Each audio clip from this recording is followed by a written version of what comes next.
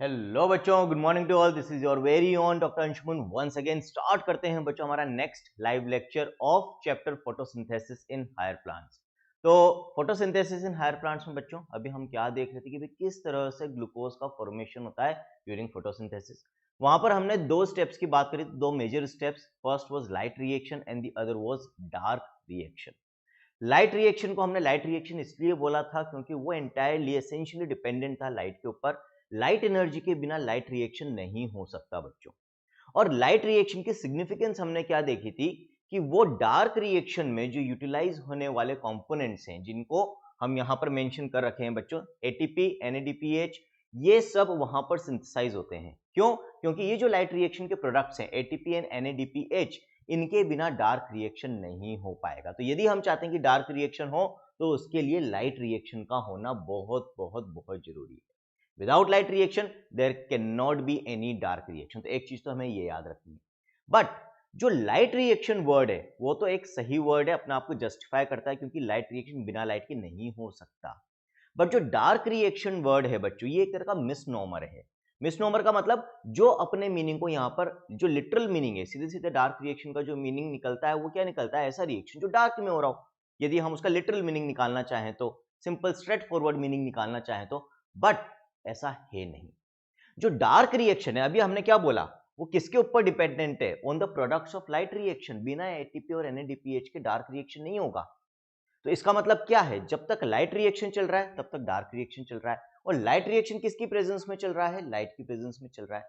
तो वैसे as such dark reaction को खुद को चलाने के लिए डायरेक्टली लाइट नहीं चाहिए। डार्क रिएक्शन खुद लाइट को यूटिलाइज नहीं करेगा डायरेक्टली, बट लाइट की प्रेजेंस में जो प्रोडक्ट्स बन रहे हैं इन द लाइट रिएक्शन, उनको तो यूटिलाइज कर रहा है। तो इसका मतलब क्या है? डार्क रिएक्शन भी मोस्टली, यहां पर क्यों वर्ड मोस्टली में बोल रहा हूं आगे हमें समझ में आ जाएगा, किसकी प्रेजेंस में हो रहा है? एज सच इनडायरेक्टली लाइट की प्रेजेंस में, या हम कह सकते हैं डायरेक्टली लाइट रिएक्शन की प्रेजेंस में हो रहा है बच्चों, है ना? तो इसीलिए डार्क रिएक्शन टर्म एक मिसनोमर है, ये चीज याद रखना। कई बार पूछा जाता है आपसे, एनसीईआरटी ने भी इस बारे में बात कर रखी है बच्चों। आगे बढ़ते हैं, हम स्टार्ट करते हैं आज के लेक्चर को। उसके पहले भाई जिन बच्चों ने चैनल को सब्सक्राइब नहीं करा है वो चैनल को सब्सक्राइब कर लें। मेरे बारे में थोड़ा सा बता देता हूं बच्चों। मैं भी उसी ड्रीम को लेकर निकला था काफी साल पहले, जिस ड्रीम को पूरा करने की तैयारी आप लोग कर रहे हैं, डॉक्टर बनने की तैयारी आप लोग कर रहे हैं। तो ऑलरेडी मैं नीट क्रैक कर चुका हूं बच्चों। I am a doctor, working doctor, professionally as a doctor work कर रहा हूं। मेरा खुद का हॉस्पिटल है बच्चों, और एज ए कंसल्टेंट एनेस्थीसियोलॉजिस्ट भी वर्क कर रहा हूं in Vimla hospital here in Kota. Kota को ही बिलोंग करता हूं, है ना, the education city of India. और आउट ऑफ पैशन आप लोगों को पढ़ा रहा हूँ, शौक है पढ़ाने का, और चाहता हूँ कि भाई जो भी बच्चे डिजर्विंग हैं डॉक्टर बनने के लिए, उनका सपना थोड़ा इजीली पूरा हो जाए, उनको अफोर्डेबिलिटी का या क्वालिटी कंटेंट का इशू नहीं आए। इसी सोच के साथ चैनल और जो हमारी बायोलॉजी लर्निंग ऐप है सोचिंग, SOCHING, जिसको आप प्ले स्टोर से डाउनलोड कर सकते हो, इसकी शुरुआत करी बच्चों। ठीक है, यदि आप चाहते हो कि मेरे साथ मिलकर अपनी नीट बायोलॉजी की प्रिपरेशन करें, 360 आउट ऑफ 360 का जो हमने एक टारगेट लिया है, मिशन लिया है, उसको कंप्लीट करें बच्चों बायोलॉजी के अंदर, तो आप भी मेरे साथ, मेरी टीम के साथ जुड़ सकते हैं, चैनल को सब्सक्राइब करके और सर्चिंग ऐप को डाउनलोड करके बच्चों। डार्क रिएक्शन, तो अभी जैसे मैंने आपको बोला कि डार्क रिएक्शन के लिए क्या जरूरी है बच्चों? Products of light reaction. अब ये प्रोडक्ट्स कौन कौन से बच्चों लाइट रिएक्शन के? एटीपी, एनएडीपीएच, ये तो जरूरी है फॉर डार्क रिएक्शन। इसके साथ बच्चों एक और चीज जो लाइट रिएक्शन के दौरान बनी थी, by the splitting of water molecule, हमने देखी थी। दो मॉलिक्यूल्स ऑफ वाटर जब स्प्लिट होते हैं तो उनसे हमें एक मॉलिक्यूल ऑफ ऑक्सीजन मिलता है, तो दैट वाज ऑक्सीजन मॉलिक्यूल। अब ये जो ऑक्सीजन मॉलिक्यूल यहां पर रिलीज हो रहा है बच्चों, ये तो डिफ्यूज आउट हो जाएगा, क्लोरोप्लास्ट के बाहर चला जाएगा। और हमें पता भी है कि प्लांट्स जो हैं वो ऑक्सीजन इवॉल्व करते हैं बच्चों, तो वो ऑक्सीजन रिलीज कर रहे हैं प्लांट्स, कहां से आ रही है? फ्रॉम द फोटोसिंथेटिक प्रोसेस, है ना। कुछ ऑक्सीजन रिलीज भी हो रही है और कुछ ऑक्सीजन यूटिलाइज होती है in the process of respiration, ठीक है। बट हाँ, ये ऑक्सीजन अभी आगे डार्क रिएक्शन में काम में नहीं आने वाली। क्यों बच्चों? डार्क रिएक्शन एक तरीके से यदि हम बोले तो एक रिडक्टिव स्टेप है बच्चों। रिडक्टिव स्टेप का मतलब क्या है? वहां पर रिडक्शन होने वाला है। रिडक्शन किसका होने वाला है बच्चों? कार्बन डाइऑक्साइड को हम रिड्यूस करने वाले हैं। अब रिडक्शन के लिए क्या जरूरी है? या तो हाइड्रोजन का एक्सेप्टेंस हो बच्चों, वहां पर हाइड्रोजन गेन करता है कोई भी सब्सटेंस, कोई भी मोइटी जब हाइड्रोजन गेन करती है तो हम कहते हैं उसका रिडक्शन हो रहा है, या फिर इलेक्ट्रॉन्स एक्सेप्ट कर रही हो। ठीक है, आगे बात समझ में। इसलिए यहाँ पर ऑक्सीजन तो डिफ्यूज आउट हो जाएगी, इसका यहाँ पर रोल नहीं है। रोल किसका है? एनएडीपीएच और एटीपी का। कारण जो हाइड्रोजन चाहिए बच्चों हमें रिडक्शन ऑफ कार्बन डाइऑक्साइड के लिए, वो कहां से आ रही है? फ्रॉम एनएडीपीएच भी आ रही है। NADPH एक तरह का क्या हो जाएगा यहाँ पर, रिड्यूसिंग एजेंट हो जाएगा, जो खुद तो ऑक्सीडाइज होगा बाय लूजिंग हाइड्रोजन, और ये हाइड्रोजन किसको दे देगा बच्चों, हाइड्रोजन दे देगा कार्बन डाइऑक्साइड को। और वो जो स्टेप्स होंगे बच्चों डार्क रिएक्शन के, उनको कैरी आउट करने के लिए एनर्जी भी चाहिए होगी। तो वो एनर्जी हम कहां से लेंगे, ये जो लाइट रिएक्शन से हमें एटीपीज मिली है, ये एटीपीज क्या है, एक तरह से energy currency of the cell, energy इनके अंदर ट्रैप्ड है बच्चों, इसी एनर्जी को यूटिलाइज करेंगे हम, इन एटीपी को तोड़ देंगे इनटू एडीपी, और जो एनर्जी हमें मिलेगी उससे हम डार्क रिएक्शंस के जो स्टेप्स उनको कैरी आउट करते हैं। क्लियर, चलो आगे बढ़ते हैं। ATP and NADPH are used to drive the process leading to synthesis of food, that is the dark reaction or the biosynthetic phase of photosynthesis। तो ये वही चीजें हैं जो मैंने अभी आपको बताई कि ATP और NADPH यूज होते हैं किसको, प्रोसेस, कौन से प्रोसेस को ड्राइव करने के लिए, आगे बढ़ाने के लिए बच्चों, leading to synthesis of food, glucose को फॉर्म करने के लिए। और ग्लूकोज का फॉर्मेशन किसके दौरान हो रहा है, डार्क रिएक्शन। आप ऐसे कह सकते हो, यदि ओवरऑल हम समराइज करना चाहें लाइट रिएक्शन का सिग्निफिकेंस या टारगेट क्या है, एटीपी NADPH का फॉर्मेशन, और डार्क रिएक्शन का टारगेट क्या है, अल्टीमेटली ग्लूकोज का फॉर्मेशन फ्रॉम कार्बन डाइऑक्साइड। तो ये जो कार्बन डाइऑक्साइड से ग्लूकोज बनता है, यही एक तरह से डार्क रिएक्शन हम शॉर्ट में कह सकते हैं। ड्यूरिंग डार्क रिएक्शन ग्लूकोज बन रहा है, और इसीलिए बच्चों डार्क रिएक्शन को और क्या नाम दे रहे हैं हम, biosynthetic phase. Living organism, plants के अंदर लिविंग हम कह सकते हैं ऑर्गेनिजम्स या लिविंग, हम ऑर्गेनिजम्स हैं प्लांट्स इन द वे। तो जब भी कोई रिएक्शन, कोई भी प्रोसेस, कोई भी मैकेनिज्म लिविंग ऑर्गेनिजम्स के अंदर होता है, जैसे कि यहाँ पर प्लांट्स के अंदर हो रहा है बच्चों, तो वहां पर हम बायोस वर्ड यूज करते हैं। और यहाँ पर क्योंकि सिंथेसिस हो रहा है एक नए सब्सटेंस का, ग्लूकोज का, कार्बोहाइड्रेट का, इसीलिए हमने इसको क्या बोला बच्चों, बायोसिंथेटिक फेज बोला है। ठीक है, तो this is the biosynthetic phase of photosynthesis. फिर आगे बढ़ते हैं। Dark reaction does not directly depend, ये भी अभी हमने डिस्कस करा था कि डार्क रिएक्शन डायरेक्टली डिपेंड नहीं करता on the presence of light, but is dependent on the products of the light reaction, that is ATP and NADPH, besides carbon dioxide and water भी इसको चाहिए होते हैं। ऐसा नहीं कि सिर्फ एटीपी और NADPH से पूरा डार्क रिएक्शन हो जाएगा, ये तो वो दो सब्सटेंसेस जो हमें लाइट रिएक्शन से मिल रहे हैं, बाकी कार्बन डाइऑक्साइड और वाटर भी एसेंशियल होते हैं डार्क रिएक्शन को चलाने के लिए। ये चारों चीजें यदि हमें मिल जाएगी तो ग्लूकोज का फॉर्मेशन ड्यूरिंग डार्क रिएक्शन हो जाएगा। कैसे होगा वो भी हम आगे देखेंगे बच्चों। Hence the term the dark reaction is a misnomer। इसीलिए अभी मैंने आपको समझाया था कि ये जो डार्क रिएक्शन टर्म है ये मिसनोमर है, अपने आप को जस्टिफाई नहीं करता है, क्योंकि लिटरल मीनिंग और जो रियल मीनिंग है दोनों अलग अलग हैं बच्चों। लिटरल मीनिंग कहता है कि डार्क में होने वाला रिएक्शन, जो कि गलत है, ये डिपेंडेंट है लाइट रिएक्शन के प्रोडक्ट्स पे, और इसीलिए मोस्टली लाइट के प्रेजेंस में ही होता है। डार्क रिएक्शन ऑल्सो अकर्स, इसीलिए हम क्या बोल रहे हैं कि भी डार्क रिएक्शन जो है ये लाइट की प्रेजेंस में भी, it also occurs in the presence of light, ये लाइट की प्रेजेंस में भी होता है बच्चों। इट अकर्स इन द, अब ये कहां हो रहा है, जो लाइट रिएक्शन था बच्चों और जो डार्क रिएक्शन, इन दोनों की जो लोकेशन है बच्चों, कहां पर ये होते हैं, इन दोनों में डिफरेंस है। ये हम पहले भी डिस्कस कर चुके हैं, बिगिनिंग में हमने डिस्कस कर लिया था बच्चों।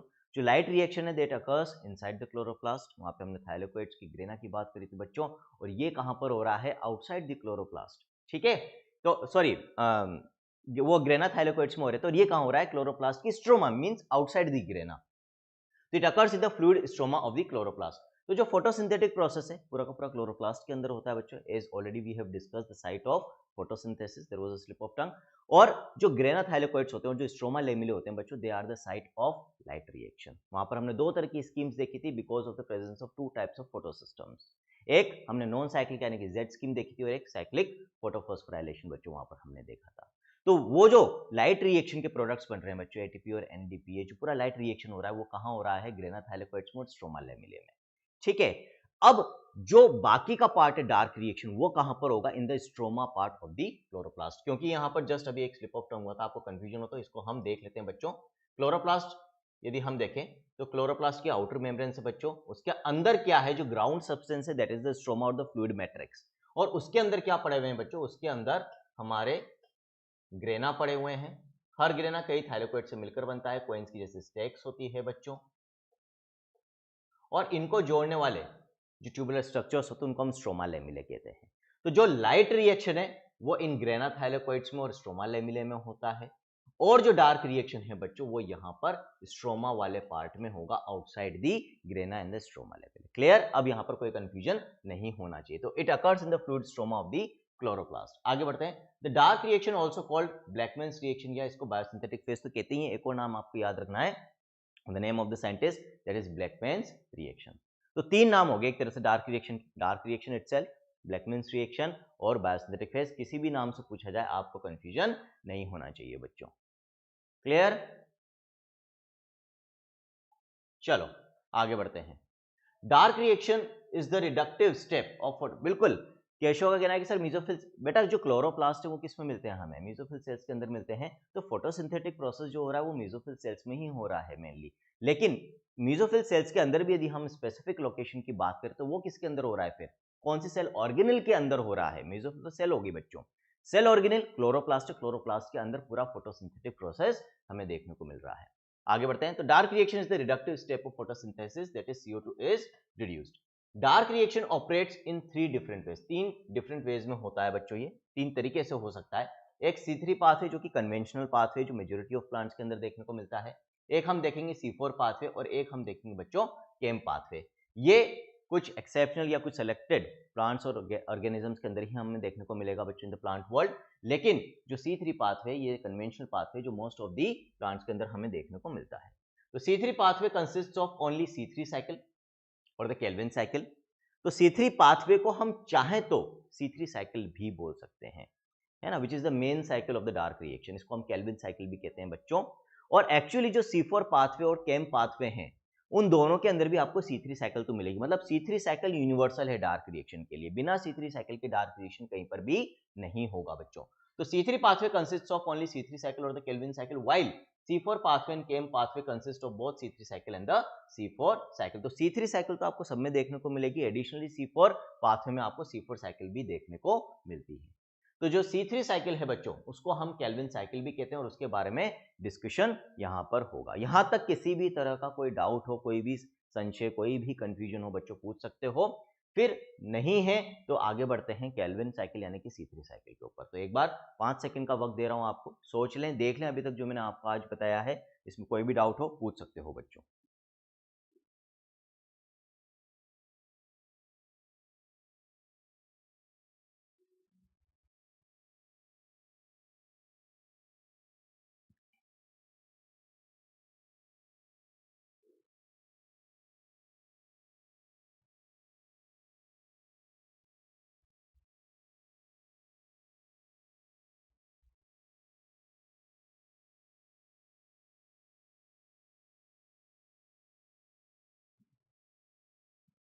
चलो सारी चीजें क्लियर है। अब आगे बढ़ते हैं केल्विन साइकिल यानी कि C3 साइकिल पे। तो जो केल्विन साइकिल है बच्चों, Calvin cycle occurs in all photosynthetic plant. जैसा भी मैंने बोला था, this is the conventional path for the conventional cycle. इसके बिना डार्क रिएक्शन नहीं होगा। तो जितने भी फोटोसिंथेटिक प्लांट्स हैं उन सभी के अंदर हमें C3 साइकिल यानी कि केल्विन साइकिल तो देखने को ही मिलेगी। इनफैक्ट जिनके अंदर C4 पाथवे और केम पाथवे मिलता है बच्चों उनमें भी C3 साइकिल तो होगी। बिना C3 साइकिल के हमें ग्लूकोज फॉर्मेशन नहीं मिलेगा। तो यूज ऑफ रेडियो आइसोटोप, अब ये केल्विन साइकिल वर्ड कहां से आया और C3 साइकिल वर्ड कहां से आया वो देख लेते हैं बच्चों। The use of radio isotope C14 by Kelvin scientist ने C14 रेडियो आइसोटोप को यूज किया था बच्चों क्लोरेला एल्गी के अंदर during photosynthetic studies, and it led to the discovery that the first CO2 fixation product is a 3 carbon organic acid. ठीक है, phosphoglyceric acid बनता है बच्चों, 3 कार्बन का कंपाउंड है। तो केल्विन ने जब C14 रेडियो आइसोटोप को यूज करके क्लोरेला एल्गी के अंदर फोटोसिंथेसिस के प्रोसेस को स्टडी किया तो उन्होंने क्या देखा कि ड्यूरिंग डार्क रिएक्शन, जिसको हमने बाद में डार्क रिएक्शन नाम दिया है, ठीक है, डार्क रिएक्शन के दौरान होता क्या है, जो कार्बन डाइऑक्साइड है जब हम उसको रिड्यूस करते हैं, फिक्स करते हैं बच्चों, तो उस दौरान सबसे पहले एक 3 कार्बन का ऑर्गेनिक एसिड बनता है जिसको हम फॉस्फोग्लिसरिक एसिड कहते हैं। तो क्योंकि पहला जो फिक्सेशन प्रोडक्ट है यहाँ पर वो एक 3 कार्बन का कंपाउंड है बच्चों, इसीलिए वहां से C3 साइकिल टर्म आया है। और क्योंकि ये काम केल्विन ने करा इसीलिए हम इसको केल्विन साइकिल भी कहते हैं। ठीक, तो ये जो 3 कार्बन का कंपाउंड था दिस वाज 3 फॉस्फोग्लिसरिक एसिड और 3 PGA, 3 phosphoglyceric acid, third carbon पे यहाँ पर आपको फॉस्फेट ग्रुप मिलता है बच्चों। Hence it is called C3 cycle और दी केल्विन साइकिल। तो C3 साइकिल केल्विन साइकिल का रीजन क्या है वो देख लिया। नाउ ये जो केल्विन साइकिल है बच्चों ये भी 3 स्टेप्स के अंदर होगी। तो डार्क रिएक्शन 3 तरह से हो रहा है, C3 पाथवे, C4 पाथवे, केम पाथवे। सब में C3 साइकिल कॉमन है which is the Calvin cycle, और ये C3 साइकिल भी 3 स्टेप्स के अंदर होती है। पहला स्टेप कार्बोक्सिलेशन, दूसरा स्टेप रिडक्शन और तीसरा step is regeneration. Carboxylation word हम पहले भी पढ़ चुके हैं बच्चों। कार्बोक्सिलेशन जहां पर क्या हो रहा है, CO2 का एडिशन यदि कहीं भी होता है दैट इज कार्बोक्सिलेशन, यदि CO2 कहीं से हटाई जाती है डीकार्बोक्सिलेशन। तो जो पहला स्टेप होगा उसमें अभी हम आगे क्या देखेंगे कि इस स्टेप के अंदर हम CO2 को एंटर करवा रहे हैं in the dark reaction. CO2 अपनी एंट्री ले रहा है यहां पे, ठीक है, दैट इज कार्बोक्सिलेशन। फिर हम उसका रिडक्शन कर रहे हैं, एक तरह से फिक्सेशन कर रहे हैं बच्चों। और हमें क्योंकि ये जो फोटोसिंथेटिक प्रोसेस है बच्चों, फॉर्मेशन ऑफ ग्लूकोज है, इसको लगातार चलाना है, कंटिन्यूअस प्रोसेस है एक, इसी के ऊपर पूरी की पूरी दुनिया डिपेंडेंट है एक तरीके से, हम पढ़ते हैं और पूरा जो लिविंग वर्ल्ड है that is dependent on the photosynthetic process बच्चों। तो इसीलिए इसको जो ये एक साइक्लिक प्रोसेस, हमने क्या बोला, केल्विन साइकिल, C3 साइकिल। तो साइक्लिक प्रोसेस में जहां से चीजें स्टार्ट हो रही होगी, तो जो फर्स्ट सबस्ट्रेट हम कह सकते हैं, जो रिएक्टेंट होगा बच्चों इस साइकिल में, यदि हम उसको बार बार रीजनरेट नहीं करें, यदि उसकी अवेलेबिलिटी को मेंटेन करके नहीं रखें, अभी हम देखेंगे यहां पर RUBP होता है बच्चों फर्स्ट सबस्ट्रेट, तो ये साइकिल रुक जाएगी। तो ये काम हो गया, ये काम हो गया, लेकिन इसके बाद जो फर्स्ट साइकिल को स्टार्ट करने वाला जो सबस्ट्रेट है उसका रीजनरेशन करना भी जरूरी है, जो कि यहां पर राइबोलोज बिसफॉस्फेट है बच्चों, अभी हम देखेंगे, है ना, राइबोलोज 1,5 बिसफॉस्फेट। तो वो जो RUBP है सबस्ट्रेट, उसका रीजनरेशन होगा तीसरे स्टेप में, which will ensure the continuity of the cycle. इससे साइकिल की कंटिन्यूटी इंश्योर हो जाएगी। तो Calvin cycle occurs in 3 steps, that is carboxylation, reduction and regeneration. सबसे पहले हम बात करेंगे बच्चों किसकी, कार्बोक्सिलेशन की। तो CO2 is utilised for the carboxylation of RUBP, है ना, कैटलाइज्ड बाय रुबिस्को एंजाइम। अब रुबिस्को एंजाइम जो है बच्चों बहुत इंपॉर्टेंट है, यदि हम C3 साइकिल या डार्क रिएक्शन की बात करते हैं तो इसके बारे में अभी हम देखेंगे, सारे पॉइंट्स यहाँ पर मेंशन्ड हैं कि क्या इसकी सिग्निफिकेंस होती है, क्या इसका रोल होता है। लेकिन उसके पहले यहाँ पर कार्बोक्सिलेशन का स्टेप देख लेते हैं एक बार। ये एनसीईआरटी का ही डायग्राम है, एज यू ऑल नो। मैं हर बार जब भी कोई डायग्राम लेकर आता हूँ कोशिश ये रहती है या तो मेरा हैंड ड्रॉन डायग्राम हो या फिर एनसीईआरटी का डायग्राम हो बच्चों। क्यों? क्योंकि यदि नीच के अंदर कोई भी डायग्राम बेस्ड क्वेश्चन आएगा तो वहां पर एनसीईआरटी का डायग्राम ही आपसे पूछा जाएगा, तो उनको समझना और देखना बहुत जरूरी है। तो मैंने क्या बोला था, ये जो C3 साइकिल है बच्चों, यहाँ से कहाँ से स्टार्ट हो रही है, यहाँ पर कौन सा सबस्ट्रेट काम में आ रहा है, पहले राइबोलोज 1,5 बिसफॉस्फेट। और पहला स्टेप क्या है C3 साइकिल में, the first step is carboxylation. Carboxylation का मतलब क्या है, हम कार्बन डाइऑक्साइड का एडिशन यहां पर कर रहे हैं RUBP में। इसको शॉर्ट में हम क्या बोल देते हैं बच्चों, RUBP, ठीक है, राइबोलोज बिसफॉस्फेट। तो राइबोलोज बिसफॉस्फेट में CO2 का एडिशन कार्बोक्सिलेशन कहलाता है। ये 5 कार्बन का कंपाउंड होता है बच्चों, RUBP। इसके साथ हम CO2 जोड़ रहे हैं, CO2 से हमें 1 कार्बन मिल रहा है। यहाँ पर टोटल मिलाकर यहाँ पर कितने कार्बन हो रहे हैं बच्चों, 6 कार्बन हो रहे हैं, है ना। लेकिन यहाँ पर जो कंपाउंड बन रहा है बच्चों ये 3 कार्बन का बनता है, तो यहाँ पर कितने मॉलिक्यूल्स बनेंगे, इसके 2 मॉलिक्यूल्स बनेंगे, ये चीज हमें याद रखनी है, ठीक है। आगे बात समझ में, तो कार्बन डाइऑक्साइड की एंट्री यहाँ पर हो रही है, that is why it is known as carboxylation. Water भी यहाँ पर एंटर कर रहा है बच्चों, एटमॉस्फेयर से हमें कार्बन डाइऑक्साइड मिल जाएगी, ठीक है, वाटर की प्रेजेंस होती ही है प्लांट्स के अंदर। Ultimately the first step of the C3 cycle will be completed, resulting in the formation of 2 molecules of 3-फॉस्फोग्लिसरिक acid. हमने क्या बोला, जो फर्स्ट यहां पर CO2 फिक्सेशन के बाद पहला जो ऑर्गेनिक कंपाउंड बनता है वो एक 3 कार्बन का ऑर्गेनिक एसिड है, ये रहा बच्चों, है ना, 3-फॉस्फोग्लिसरिक एसिड, 2 मॉलिक्यूल्स इसके बन रहे हैं, इसीलिए हमने इसको C3 साइकिल भी बोला है। अब यहां पर ये जो C3 साइकिल चल रही है बच्चों, इसमें इंपॉर्टेंट रोल होता है रुबिस्को एंजाइम, है ना। ये जो कार्बोक्सिलेशन का स्टेप है यहाँ पर रुबिस्को एंजाइम काम में आ रहा है। अब ये जो रुबिस्को है इसके बारे में भी क्वेश्चंस आते हैं, तो इसके बारे में हमें पता होना चाहिए। देख लेते हैं बच्चों रुबिस्को की क्या क्या प्रॉपर्टीज होती है, क्या क्या खासियत है, क्योंकि ये चीज आपको एनसीईआरटी में डायरेक्टली नहीं मिलेगी। केशव का क्या कहना है, प्रोडक्ट ऑफ एटीपी इनमें भी स्पेसिफिक वेवलेंथ है, सिमिलर लाइट रिएक्शन नीड है सर। क्या कहना चाह रहे हो बेटा केशव? बेटा यहाँ पर तो डायरेक्टली लाइट, आप कह रहे हो कि सर क्या डार्क रिएक्शन में भी लाइट की स्पेसिफिक वेवलेंथ की जरूरत है क्या? तो एज सच देखा जाए तो देखो वैसे यहाँ पर लाइट डायरेक्टली तो यूटिलाइज नहीं हो रही है, लेकिन हाँ अभी हम जब आगे बात करेंगे बच्चों रुबिस्को की, तो यहाँ पर आप देख सकते हो कि magnesium and red light are essential for the activation of the enzyme. तो यहाँ पर भी लाइट का एक कम सिग्निफिकेंट रोल होता है बच्चों, है ना, कि रेड वेवलेंथ यहाँ पर भी जरूरी होती है रुबिस्को एंजाइम के एक्टिवेशन के लिए। तो हाँ इनडायरेक्ट रोल कह सकते हो आप, but as such direct role of light यहाँ पर डायरेक्ट डार्क रिएक्शन में नहीं होता, इनफैक्ट लाइट रिएक्शन के प्रोडक्ट्स का होता है। क्लियर है केशव? लेकिन हाँ यदि हम डिटेल में जाएं जो एनसीईआरटी ने एक्चुअली मेंशन नहीं कर रखा है। तो जब हम रुबिस्को एंजाइम की बात करते हैं बच्चों, तो यहाँ पर रेड वेवलेंस की भी रिक्वायरमेंट होती है for the activation of the enzyme. चलो आगे देखते हैं। तो रुबिस्को राइबोलोज 1,5 बिसफॉस्फेट कार्बोक्सिलेज ऑक्सीजनेज, ये इस एंजाइम का फुल फॉर्म है बच्चों। मोस्ट अबंडेंट प्रोटीन, ये बायोमोलिक्यूल्स में मैं ऑलरेडी डिस्कस कर चुका हूं बच्चों, ठीक है। It is the most abundant protein on the earth. It has dual nature. Dual nature क्यों होती है बच्चों? ये दोनों के साथ बाइंड हो सकता है, ये कार्बोक्सिलेशन भी कर सकता है प्लस ये ऑक्सीजन के साथ भी बाइंड कर सकता है बच्चों, तो ऑक्सीजनेशन का प्रोसेस भी कर सकता है। तो capable to bind with carbon dioxide as well as oxygen के साथ भी ये बाइंड कर सकता है। इसीलिए CO2 बाइंडिंग की वजह से तो क्या नाम दिया बच्चों? कार्बोक्सिलेज। और ऑक्सीजन के साथ बाइंडिंग की वजह से क्या नाम दिया बच्चों? ऑक्सीजनेज। जब ये CO2 को बाइंड करवा रहा है तो उसमें कार्बोक्सिलेज का रोल प्ले कर रहा है, और जब ऑक्सीजन बाइंड करवा रहा है बच्चों तो फिर ये ऑक्सीजनेज का काम करेगा उस वक्त। लेकिन इसकी जो ज्यादा एफिनिटी होती है वो किसके लिए होती है बच्चों? कार्बन डाइऑक्साइड के लिए, और ये हमारे लिए फायदेमंद है। यदि मान लो इसकी एफिनिटी ऑक्सीजन के लिए ज्यादा होती तो फिर संकट हो जाता है यहाँ पर, ठीक है। क्यों? क्योंकि फिर जो बायोसिंथेटिक फेज है, जो डार्क रिएक्शन है बच्चों, इसको चलाना बहुत मुश्किल हो जाता है। ये CO2 को फिक्स करने की जगह क्या करता है बच्चों?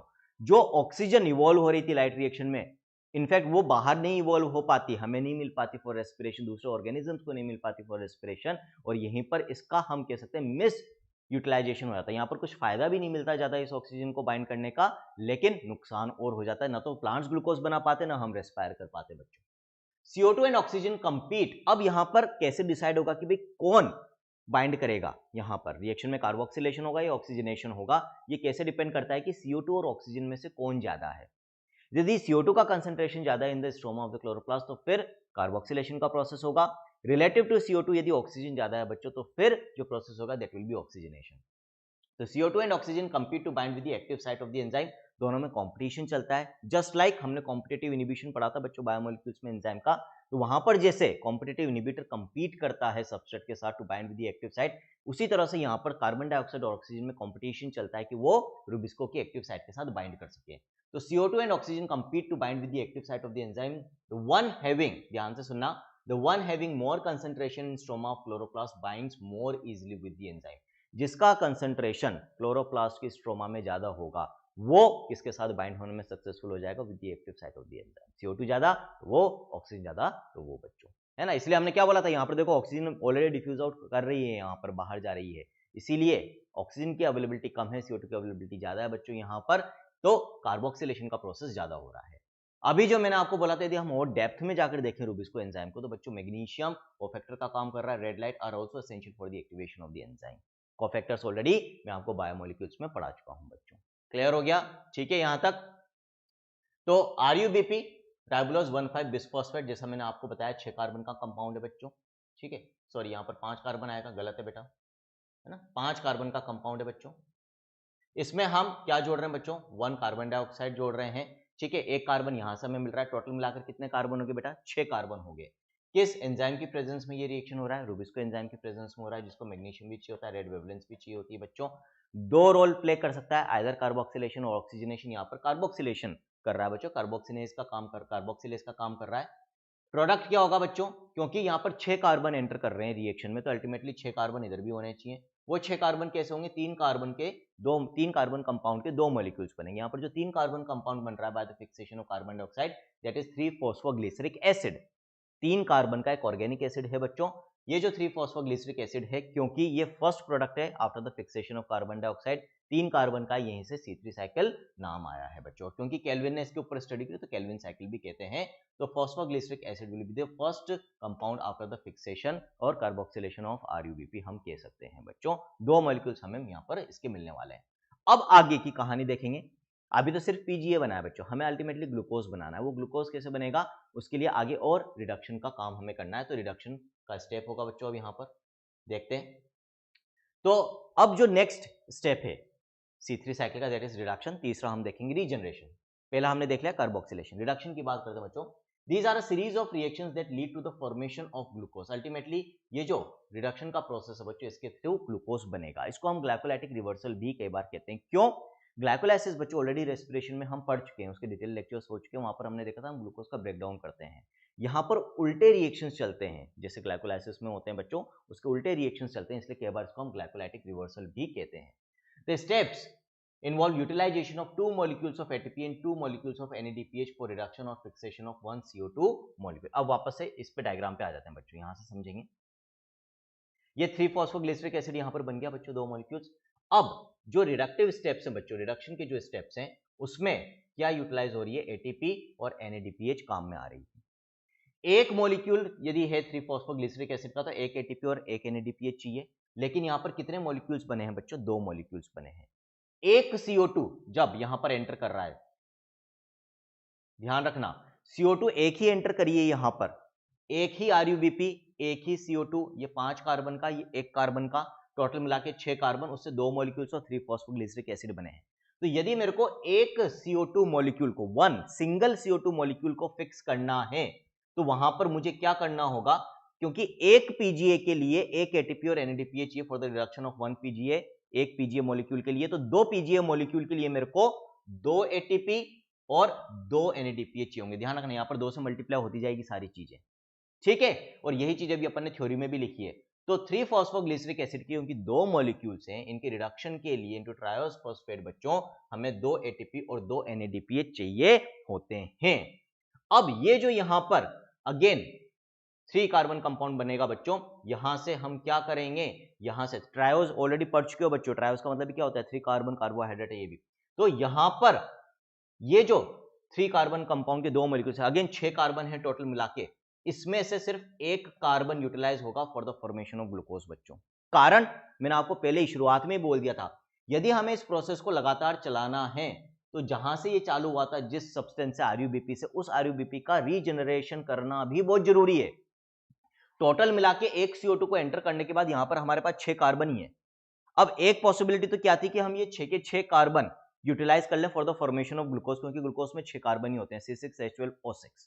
हो गया एक बार में काम, है ना। सिर्फ एक CO2 मॉलिक्यूल की एंट्री से हमारा काम हो जाता, एनर्जी भी कम काम में आती है, सिर्फ 2 ATP हमें काम में लेनी पड़ती है और हमारा ग्लूकोज बन जाता है यहाँ पर। लेकिन ऐसा होगा नहीं, क्योंकि ऐसा होने पर एक बार तो ग्लूकोज बन जाता, लेकिन अब आगे क्या होता भाई, फिर आगे तो फ्री साइकिल रुक जाती। यदि हमें बार बार ग्लूकोज बनाना है, लगातार कंटिन्यूटी के साथ फोटोसिंथेसिस के प्रोसेस को चलाना है, तो उसके लिए RUBP का रीजनरेशन करना जरूरी है। तो यहां जो 6 कार्बन है बच्चों हमारे पास in the form of 2 molecules of triose phosphate, उनमें से हम सिर्फ एक कार्बन यहां पर आगे भेजेंगे for the formation of glucose, utilise करेंगे for the formation of glucose, लेकिन 5 कार्बन वापस से किसको दे देंगे बच्चों, in the form of RUBP का सिंथेसिस कर देंगे। अगेन यहां पर जो तीसरा स्टेप है बच्चों रीजनरेशन का, यहां पर एक ATP काम में आने वाली है हमारी। आई नहीं आई बात समझ में, क्लियर है, ठीक है। तो इसीलिए ये रीजनरेशन का स्टेप भी इंपॉर्टेंट है। तो यहां पर एक और चीज जो हम, अब यदि आपके दिमाग के घोड़े दौड़ रहे होंगे, यदि आप अपने दिमाग को यूज करोगे बच्चों, तो आप क्या कह सकते हो, एक CO2 मॉलिक्यूल यदि एंटर करता है तो उसके द्वारा हमें ग्लूकोज फॉर्मेशन के लिए सिर्फ एक कार्बन मिल रहा है, सिर्फ एक कार्बन। अब मुझे यदि पूरा ग्लूकोज मॉलिक्यूल बनाना है तो मेरे को 6 कार्बन चाहिए। तो इसका मतलब क्या हुआ, एक कार्बन डाइऑक्साइड से एक कार्बन मिल रहा है ग्लूकोज के लिए, तो मुझे 6 कार्बन ऑफ ग्लूकोज के लिए 6 CO2 यहां पर एंटर करवानी पड़ेगी। इसका मतलब जब मैं केल्विन साइकिल को 6 बार चलाऊंगा, एक बार में एक कार्बन मिला ग्लूकोज के लिए, दूसरी बार में दूसरा कार्बन मिला, जब 6 बार चलाऊंगा तब जाके एक ग्लूकोज मॉलिक्यूल बनेगा, है ना। तो इसका मतलब कितनी कार्बन डाइऑक्साइड चाहिए हमें ग्लूकोज मॉलिक्यूल बनाने के लिए बच्चों, 6 CO2। और ये तो हम देखते भी है ना, 6 CO2 + 12 H2O gives you what, C6H12O6। तो वो 6 कार्बन डाइऑक्साइड से कितने मॉलिक्यूल ऑफ ग्लूकोज बनते हैं, एक ही तो मॉलिक्यूल ऑफ ग्लूकोज बनता है ना भाइयों। आया नहीं आया समझ में, क्लियर है मेरे ख्याल से। अब ये जो डाउट रहता है हमेशा कि भाई क्यों 6 कार्बन डाइऑक्साइड चाहिए, तो वहां पर जो हम बैलेंस आउट करते हैं रिएक्शन को, वो वैसे ही नहीं है, वास्तव में हो भी वैसे ही रहा है। 6 कार्बन डाइऑक्साइड ही चाहिए आपको यदि एक ग्लूकोज मॉलिक्यूल बनाना है तो। क्लैरिटी आ गई, ठीक है, ओके। और जो रिडक्शन हम यहां पर कर रहे हैं, रिडक्शन के लिए कोई ना कोई रिड्यूसिंग एजेंट चाहिए, वो यहां पर NADPH काम कर रहा है, वो हाइड्रोजन देगा बच्चों for the process of reduction. ठीक, वापस से थ्योरी पर आ जाते हैं, मेरे को नहीं लगता आप किसी तरह का कोई डाउट होगा। Reduction, so the steps involve, इसीलिए हमने क्या बोला, जो रिडक्शन का स्टेप है 2 मॉलिक्यूल ATP के और 2 मॉलिक्यूल NADPH के चाहिए, क्योंकि पर मॉलिक्यूल ऑफ 3PGA 3-फॉस्फोग्लिसरिक एसिड के रिडक्शन के लिए हमें एक ATP एक NADPH चाहिए, क्योंकि 2 मॉलिक्यूल है वहां पर PGA के, अल्टीमेटली तभी हमें एक कार्बन मिलेगा ग्लूकोज के लिए। तो 2 मॉलिक्यूल ऑफ ATP और 2 मॉलिक्यूल ऑफ NADPH चाहिए होंगे बच्चों। तो fixation of 6 molecules of CO2, अब यहां पर वो बात आ गई जो मैंने आपको समझाई थी, the fixation of 6 molecules of CO2 and 6 turns of cycle are required for the formation of 1 molecule of glucose from the pathway. यदि हमें इस केल्विन साइकिल C3 साइकिल के थ्रू एक ग्लूकोज मॉलिक्यूल चाहिए तो मेरे को 6 कार्बन डाइऑक्साइड और 6 टर्न्स चलाने पड़ेंगे केल्विन साइकिल के। Got it? क्लियर?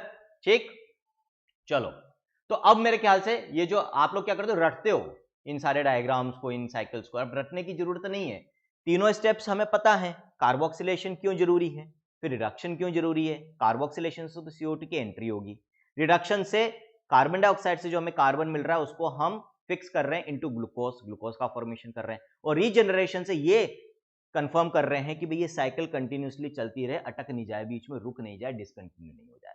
तो तीनों स्टेप ऑटोमेटिकली याद हो गए, कार्बोक्सिलेशन, रिडक्शन, रीजनरेशन। तीनों की सिग्निफिकेंस भी पता चल गई। क्यों? अच्छा, कार्बन से याद रखो, शुरुआत में 5 कार्बन का RUBP, 1 CO2, 6 कार्बन से 2 मॉलिक्यूल्स ऑफ 3 कार्बन कंपाउंड देते 3 PGA। फिर 2 मॉलिक्यूल्स आगे बढ़ रहे हैं तो वहां पर 2 ATP और 2 NADPH होंगे, एक मॉलिक्यूल के लिए 1 ATP 1 NADPH चाहिए फॉर रिडक्शन प्रोसेस। उससे again 2 molecules of 3 carbon compound triose phosphate बन रहा है बच्चों।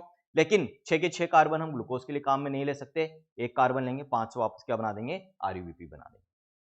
चलो, ultimately the last step of C3 cycle will be their regeneration बच्चों।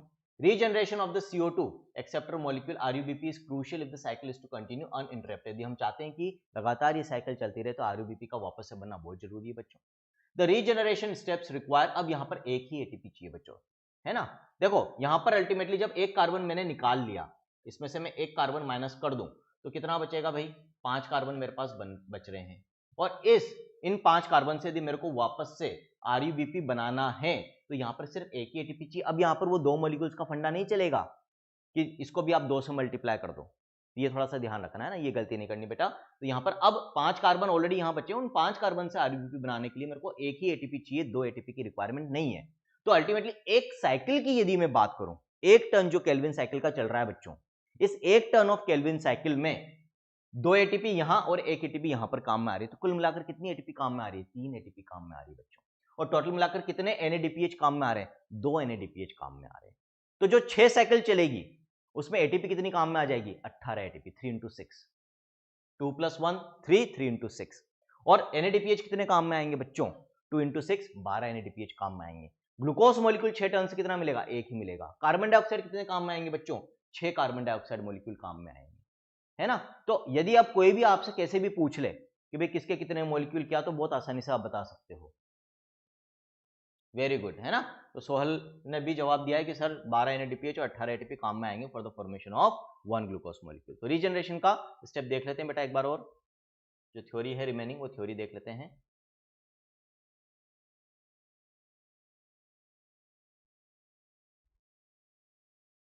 चलो, तो regeneration of the CO2 acceptor molecule RUBP is crucial if the cycle is to continue uninterrupted, क्योंकि CO2 को एक्सेप्ट करने वाला मॉलिक्यूल यही है, इसके बिना साइकिल चालू नहीं होगी। The regeneration steps require 1 ATP for RUBP regeneration. अब जो पूरा गणित है यहाँ का, स्टेटिस्टिक्स बच्चों, वो अपने को बैलेंस शीट पता होनी चाहिए। For every carbon dioxide molecule entering the Calvin cycle 3 molecules of ATP and 2 of NADPH are required. ये भी मैंने आपको समझा दिया, कैसे वो भी देख लेते हैं step by step. Carboxylation step की मैं बात करूं तो यहाँ पर ना तो ATP काम में आ रही थी ना ADPH काम में आया बच्चों। रिडक्शन के दौरान 2 ATP और 2 NADPH काम में आए हैं, और रीजनरेशन के दौरान 1 ATP काम में आई लेकिन कोई NADPH काम में नहीं आता, यानी कि 0 NADPH बच्चों। ये जो पूरी गणित है ये एक साइकिल की है, पर साइकिल, है ना। टोटल मिलाकर 6 साइकिल हमें चलानी है। 6 साइकिल से हमें क्या मिलेगा, एक ग्लूकोज मॉलिक्यूल मिलेगा बच्चों। उसके लिए इनपुट क्या क्या देना पड़ेगा, हमें क्या क्या देने की जरूरत है, 6 CO2 मॉलिक्यूल देने पड़ते हैं, 18 ATP देनी पड़ती है और 12 NADPH, है ना। ये इनपुट आउटपुट टेबल आपको एनसीईआरटी में बना के दे रखी, ये चीज वहां पर मेंशन नहीं है स्टेप बाय स्टेप। इन सबके साथ चीजें आसान हो जाएगी। आउटपुट में क्या मिल रहा है, एक तो ग्लूकोज मॉलिक्यूल मिल रहा है, 18 ATP को हमने तोड़ के किस में कन्वर्ट कर दिया, 18 ADP में बच्चों। और 12 जो NADPH थे उन्होंने हाइड्रोजन क्योंकि दे दिया है, खुद ऑक्सीडाइज हो गए, तो 12 NADP हमें मिलेंगे बच्चों। तो ये C3 साइकिल का पूरा लेखा जोखा है। इससे ज्यादा मुझे नहीं लगता कि इजी तरीके से मैं बता सकता हूं। तो ध्यान रखना, लाइट रिएक्शन देखो क्या क्या चीजें समराइज कर रहा हूं शॉर्ट में। लाइट रिएक्शन कहां पर होता है ये हमें याद रखना है, इन द ग्रेना थाइलोकोइड्स होगा बच्चों, प्लस स्ट्रोमा लेमिले। ये कहां पर होगा, dark reaction in the stroma, यानी कि fluid matrix of the chloroplast, thylakoids के बाहर होगा बच्चों, ठीक है।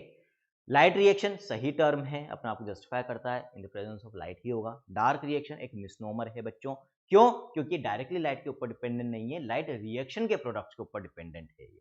तो डार्क रिएक्शन का मतलब ऐसा नहीं कि ये सिर्फ और सिर्फ डार्क में होगा, ये लाइट के प्रेजेंस में भी होता है बच्चों, क्योंकि लाइट के प्रेजेंस में भी हो सकता है, इसको डार्क रिएक्शन कहना एक मिसनोमर है, गलत टर्म होता है, लेकिन क्योंकि अब यूज कर रहे हैं यूनिवर्सली इतने टाइम से, तो इसलिए इसको ही यूज किया जाता है। डार्क रिएक्शन के और नाम हमें पता होने चाहिए, Blackman's reaction, biosynthetic phase of photosynthesis भी इसको हम कहते हैं बच्चों। फिर केल्विन साइकिल भी, जो हम यहाँ पर C3 साइकिल की बात कर रहे हैं, उसको कहा जाता है। क्यों? क्योंकि यहाँ पर जो डार्क रिएक्शन वो 3 तरीके से हो सकता है, C3 पाथवे, C4 पाथवे, केम पाथवे, याद रखना। इन तीनों में जो कॉमन है वो C3 साइकिल या केल्विन साइकिल है बच्चों। C3 साइकिल को C3 साइकिल इसलिए कह रहे हैं क्योंकि जो फर्स्ट कार्बन कंपाउंड वहां पर बनेगा after the fixation of CO2 की एंट्री के बाद, वो एक 3 कार्बन का ऑर्गेनिक एसिड बनता है, दैट इज 3-फॉस्फोग्लिसरिक एसिड। उसके 2 मॉलिक्यूल बनते हैं क्योंकि वहां पर 3 कार्बन का ऑर्गेनिक एसिड बन रहा है after the fixation of CO2, पहला कार्बन कंपाउंड जो बन रहा है बच्चों, इसीलिए इसको C3 साइकिल का। और इसकी स्टडी क्योंकि केल्विन ने करी थी क्लोरेला एल्गी के ऊपर by using radio isotope C14, इसीलिए इसको केल्विन साइकिल भी कहते हैं। ये जो C3 और केल्विन साइकिल है, ये आपको C3 पाथवे में मिलेगी, C4 पाथवे में मिलेगी, केम पाथवे में मिलेगी। जो सबसे कॉमन पाथवे है बच्चों डार्क रिएक्शन का, that is the C3 pathway, जो most of the photosynthetic plants के अंदर आपको देखने को मिलेगा। कुछ के अंदर C4 पाथवे और केम पाथवे भी देखने को मिलता है, जो आगे हम देखेंगे। C3 पाथवे या C3 साइकिल की मैं बात करूं बच्चों, तो वहां 3 स्टेप्स हमें देखने को मिलते हैं। अगेन कौन कौन से स्टेप? पहले स्टेप में there will be fixation of CO2 को हम अंदर एंटर करवाएंगे, यानी कि carboxylation, addition of CO2 with RUBP यहाँ पर CO2 एक्सेप्टर का काम कर रहा है। इस स्टेप में ना तो एटीपी काम में आ रही है, ना NADPH काम में आ रहा है बच्चों, लेकिन क्या काम में आ रहा है? रूबिस्को एंजाइम काम में आ रहा है। रूबिस्को मोस्ट अबंडेंट प्रोटीन है बच्चों इस बायोस्फीयर का। अब यहाँ पर जो काम की चीज है वो क्या है कि ये जो रूबिस्को है बच्चों, यहाँ पर इस रूबिस्को के 2 रोल हो सकते हैं। ये CO2 को भी बाइंड कर सकता है, ऑक्सीजन को भी बाइंड कर सकता है। जब CO2 को बाइंड करता है तो कार्बोक्सिलेज का काम कर रहा है, और ऑक्सीजन को बाइंड करता है तो ऑक्सीजनेज का काम करता है बच्चों।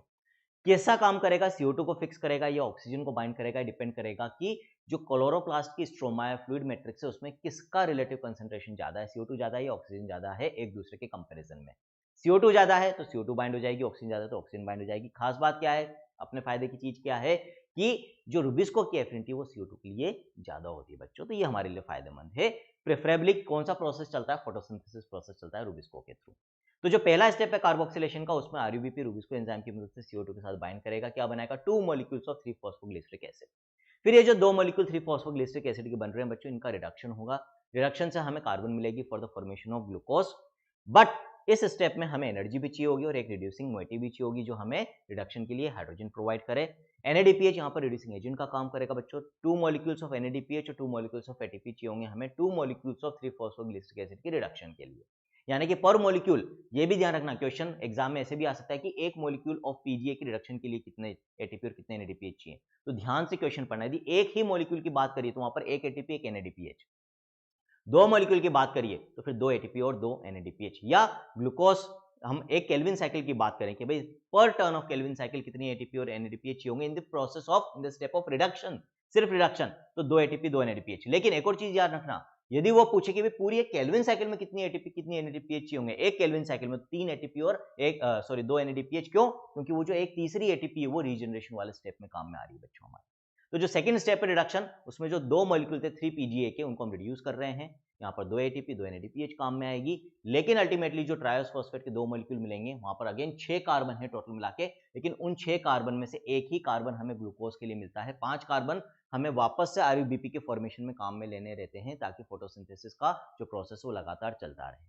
तो जो तीसरा स्टेप है रीजनरेशन का, जिसमें RUBP वापस बना रहे हैं, उस RUBP को बनाने के लिए अगेन एक ATP चाहिए होती है। एक केल्विन साइकिल के टर्न में, क्योंकि हमें सिर्फ एक कार्बन मिल रहा है ग्लूकोज फॉर्मेशन के लिए, हमें क्योंकि 6 कार्बन चाहिए ग्लूकोज बनाने के लिए, तो 6 टर्न केल्विन साइकिल के चलाने पड़ेंगे। एक टर्न में एक CO2 मॉलिक्यूल का फिक्सेशन कर रहे हैं, तो 6 टर्न में 6 CO2 मॉलिक्यूल्स का फिक्सेशन होगा बच्चों। और एक टर्न में क्योंकि 3 ATP काम में आ रहे हैं, तो 6 टर्न में 18 ATP काम में आएंगे। एक टर्न में क्योंकि 2 NADPH काम में आ रहे हैं, तो 6 टर्न में 12 NADPH काम में आएंगे। अल्टीमेटली इससे फिर हमें एक ग्लूकोज मॉलिक्यूल मिलता है। ठीक, क्लियर?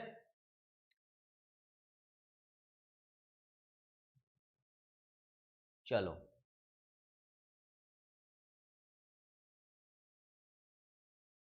नहीं बेटा, जरूरी नहीं है कि आप हमेशा किसी भी एसिड का रिडक्शन करो। आप ऑर्गेनिक केमिस्ट्री में देखो, ये तो पढ़ते भी हो कि एसिड के रिडक्शन से आपको पहले अल्डिहाइड मिलता है बच्चों, है ना। अब वो अल्डिहाइड हमेशा शुगर हो ये जरूरी नहीं है, है ना। अल्डोजेस अपन पढ़ते हैं कार्बोहाइड्रेट्स में, अल्डोजेस, कीटोजेस, तो जो शुगर्स होते हैं, मोनोसेक्राइड्स होते हैं, उनमें अल्डोजेस भी होते हैं, एल्डिहाइड कंटेनिंग। तो आप वैसे कंसेप्चुअली यदि हम याद रखें from the organic chemistry point of view, तो ऑर्गेनिक एसिड के रिडक्शन से बेटा अल्डिहाइड बनता है। अब वो अल्डिहाइड हमेशा शुगर हो ये जरूरी नहीं है। तो कंसेप्चुअली आप क्या याद रखो कि एसिड के रिडक्शन से अल्डिहाइड होता है। ठीक है, क्लियर?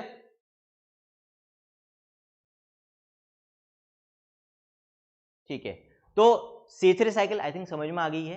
अब इसको हम अप्लाई करेंगे, इसको हम देखेंगे भी कैसे C4 पाथवे केम पाथवे में भी C3 साइकिल का रोल होता है, लेकिन क्या अलग होता है C4 पाथवे केम पाथवे में।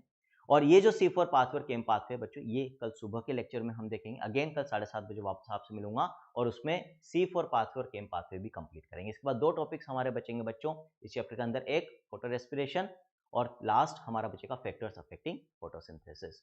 तो थर्सडे से एज यू ऑल नो जो एनसीईआरटी वन शॉट लेक्चर्स की सीरीज है बच्चों, वो मैंने डिसाइड किया क्योंकि बच्चों का काफी एक रिक्वायरमेंट आ रही थी, लास्ट मोमेंट है। डिटेल चैप्टर्स मेनली जो हमें ज्यादातर पढ़ने थे, 4 यूनिट्स हमें पढ़नी है, उनमें से काफी चैप्टर्स हम कर चुके हैं और ये कंटिन्यू चलते रहेंगे जैसे मैंने आपको बोला था, है ना। लेकिन ज्यादा रिक्वायरमेंट अब हमारी क्या है लास्ट मोमेंट की, एनसीईआरटी का line by line proper revision हमारा साथ के साथ हो जाए। और वहां पर ऑब्वियसली जब मैं पढ़ाऊंगा तो ये पॉसिबल ही नहीं है कि सिर्फ एनसीईआरटी की लाइंस तक रेस्ट्रिक्टेड रहूं। लाइंस के साथ साथ जो चीजें आपको बाहर की वहां पर जरूरत होगी एनसीईआरटी को पढ़ाते वक्त आपको बताता हुआ जाऊंगा, नोट करवाता जाऊंगा बच्चों। तो थर्सडे से हमारी एनसीईआरटी की वन शॉट लेक्चर सीरीज भी स्टार्ट हो रही है in the form of short selection NEET biology crash course, है ना। ऑलरेडी जो अपने जोश और जुनून के पेड सब्सक्राइबर्स हैं, जिन्होंने ऑलरेडी जोश और जुनून का पेड सब्सक्रिप्शन ले रखा है, उनको उसको सब्सक्राइब करने की जरूरत नहीं है बच्चों, ऑलरेडी आपको उसका एक्सेस दे दिया जाएगा।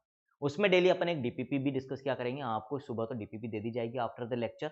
जब मेरा लेक्चर होगा आप दिन में उसको सॉल्व कर लेना, शाम के समय हम उसका लाइव डिस्कशन करेंगे। Again it will be in a closed group, lectures publicly होंगे, बाकी सारी फैसिलिटीज जो टेस्ट हैं, एआर क्वेश्चंस की टेस्ट सीरीज है, फुल सिलेबस टेस्ट है बच्चों, डीपीपी डिस्कशन है, ये सारी क्लोज्ड ग्रुप में ओनली पेड सब्सक्राइबर्स को ही मिलेगी। हाँ, लेकिन जैसा मेरा रहा है कि भाई लेक्चर्स में सबको अवेलेबल करवाता हूँ फ्री ऑफ कॉस्ट, तो इसके लेक्चर्स भी यूट्यूब पे सबको फ्री ऑफ कॉस्ट अवेलेबल रहेंगे, है ना।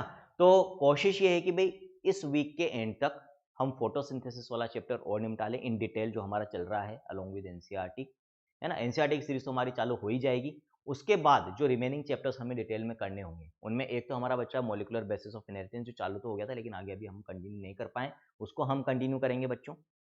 ह्यूमन फिजियोलॉजी के 2 चैप्टर्स हमें करने हैं, बाकी के केमिकल कोऑर्डिनेशन वाला और excretory products in their elimination, और प्लांट फिजियोलॉजी के 3 चैप्टर हमें निपटाने हैं, transport in plants, plant growth and development और मिनरल न्यूट्रिशन।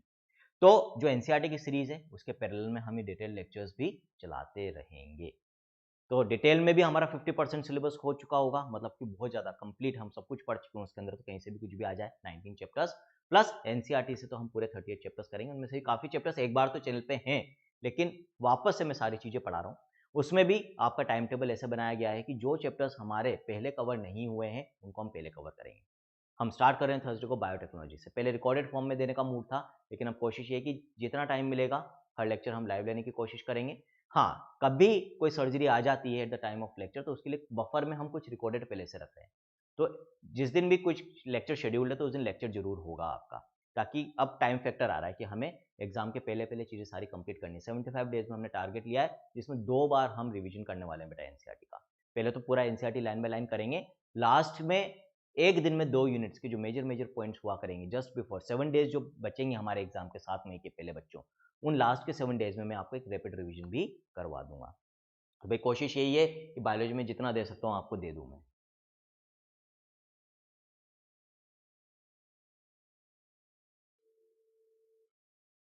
बेटा बायोमोलिक्यूल्स की डाउट क्लास, हाँ वो आपने डिमांड करी थी, वो ठीक है, बायोमोलिक्यूल्स की डाउट क्लास लगा देते हैं।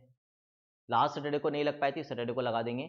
और एवोल्यूशन में हार्डी विनबर्ग का अलग से वीडियो बनाकर आपको दे देंगे। बाकी एवोल्यूशन जब हम डिस्कस करेंगे एनसीईआरटी में तब भी कर लेंगे। सोहल बेटा यदि आपको कोर्स बाय करना है, यदि आप नीट 23 भी दे रहे हो, यदि आप देखो नीट 24 दे रहे हो, तो फिर अभी क्रैश कोर्स ज्वाइन करने की जरूरत नहीं है। फिर तो आप जो अभी अर्ली जोश बैच लॉन्च होने वाला है ना, या अर्ली जुनून बैच, यदि आप 12th में आ रहे हो, 11 to 12th मूविंग हो, तो फिर अभी क्रैश कोर्स मत करो। आप जो अर्ली जुनून बैच होगा 12th क्लास स्टूडेंट्स के लिए जो होता है, यदि आप 24 नीट अगले साल नीट दोगे तो फिर वो करना। अर्ली जुनून नेक्स्ट वीकेंड पे लॉन्च हो जाएगा, अनाउंस हो जाएगा। लेकिन यदि आप 23 नीट दे रहे हो, है ना, यदि 23 नीट दे रहे हो तो फिर ये क्रैश कोर्स कर लो, इससे काफी फायदा मिलेगा, एटलीस्ट बायोलॉजी की पूरी तैयारी आपकी हो जाएगी। कोर्स कहाँ से बाय कर सकते हो, इसका लॉन्च वीडियो कल रात को ही चैनल के ऊपर अपलोड हुआ है बच्चों, वहाँ से आप देख सकते हो। सोचिंग ऐप ऑलरेडी मैंने आपको बता रखा है, उसको डाउनलोड कर लो, वहाँ पर कोर्स अवेलेबल है, वहाँ से बाय कर सकते हो। अभी सिर्फ 999 रुपीज़ का इसका सब्सक्रिप्शन फीस है टिल 28 फरवरी, उसके बाद 1199 का सब्सक्रिप्शन फीस रहेगा बच्चों। ठीक, और कोई डाउट, एनी अदर डाउट? चलो ठीक, तो वाइंड अप करते हैं भाई। 24 का दे रहे हो बेटा तो फिर क्रैश कोर्स मत करो अभी, है ना, क्रैश कोर्स में, क्योंकि मैं पूरा 11th और 12th करने वाला हूँ। इनफैक्ट इसकी जगह एक और कोर्स अभी लॉन्च होगा अगले 2-3 दिन में, दैट इज रिपेयर, REPAIR, मरम्मत जिसको हम कहते हैं हिंदी में। और रिपेयर कोर्स पर्टिकुलरली उन स्टूडेंट्स के लिए जो 11th से 12th में मूव कर रहे हैं अभी इस साल, और जिनका 11th बायोलॉजी वीक रह गया है, तो उनको पूरा एक बार 11th का बायोलॉजी मैं रिवाइज कराऊंगा। वो पैरेलल में ही चलेगा अपना जो ये अभी क्रैश कोर्स चलेगा उसके पैरेलल में, लेकिन उसमें सिर्फ और सिर्फ 11th के टॉपिक्स होंगे और फीस भी कम होगी क्रैश कोर्स से। तो वो जो रिपेयर कोर्स अभी लॉन्च होगा बेटा, उसको आप सब्सक्राइब करना, उससे आपकी 11th बायोलॉजी स्ट्रॉन्ग हो जाएगी। ठीक है, वाइंड अप करते हैं भाई आज का lecture. This is all in this lecture from your friend, mentor and motivator Anshuman, signing off. Thank you.